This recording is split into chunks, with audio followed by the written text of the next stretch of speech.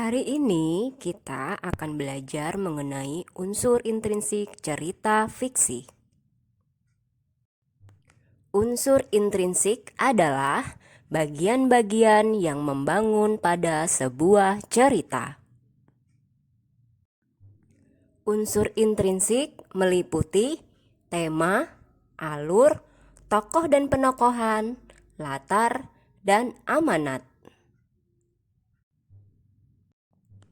Tema adalah pokok pikiran atau gagasan utama yang menjadi dasar sebuah cerita. Alur adalah rangkaian peristiwa dalam sebuah cerita.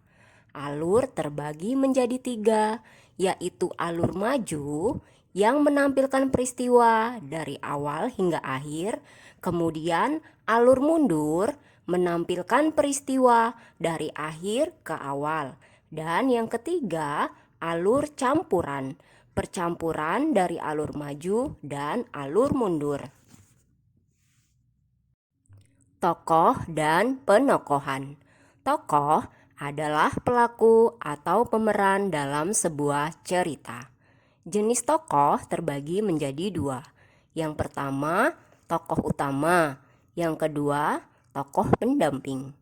Sedangkan penokohan adalah sifat atau watak yang dimiliki tokoh pada sebuah cerita. Sifat tokoh terbagi menjadi 3. Yang pertama, tokoh protagonis atau baik. Yang kedua, sifat tokoh antagonis atau jahat. Dan yang ketiga, sifat tokoh tritagonis, pembantu atau penengah. Latar. Latar adalah bagian cerita yang berkaitan dengan tempat, waktu, dan suasana pada sebuah cerita. Tempat menjelaskan lokasi peristiwa yang terjadi. Contoh, rumah, sekolah, dan lainnya. Waktu menggambarkan kapan peristiwa itu terjadi, berupa keterangan hari, tanggal, jam, dan lainnya.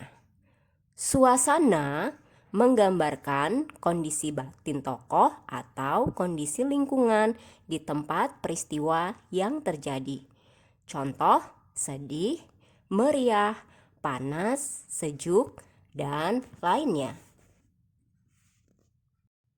Amanat.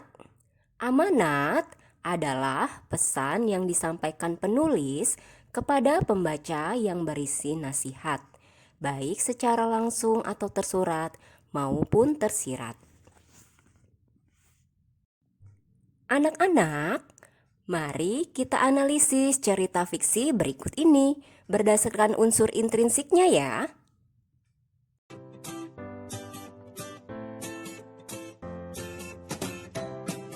Suatu pagi yang cerah, seluruh siswa-siswi memasuki kelasnya dengan riang gembira.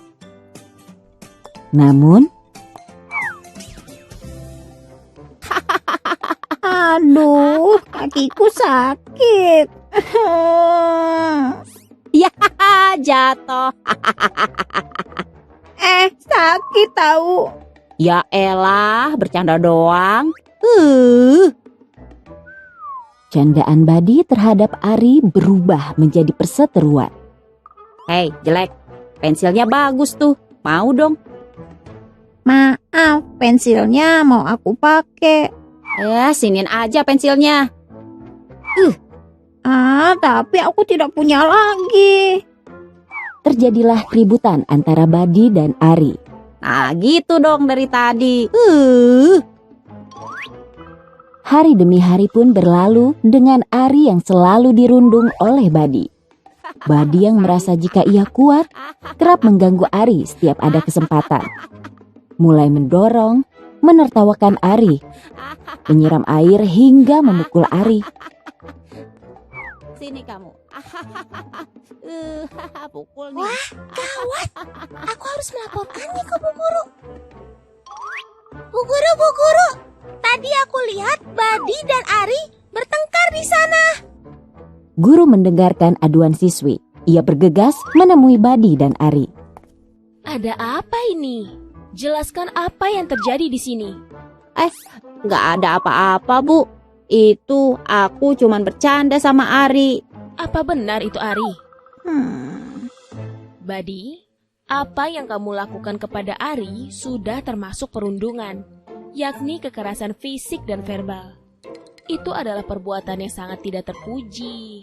Tindakan yang kamu lakukan tidak akan membuat kamu keren, Badi. Malahan, teman-teman sekelasmu menjauhimu. Mereka tidak ingin bermain denganmu, tak ingin berbagi apapun denganmu.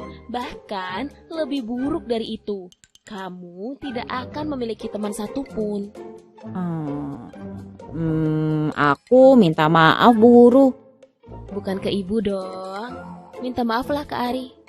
Oh iya, Ari, aku minta maaf ya. Aku tidak akan mengulanginya lagi. Iya. Syukurlah Ari sudah memaafkan Badi. Nah sekarang, Badi ikut ibu ke ruang guru ya. Iya, Bu.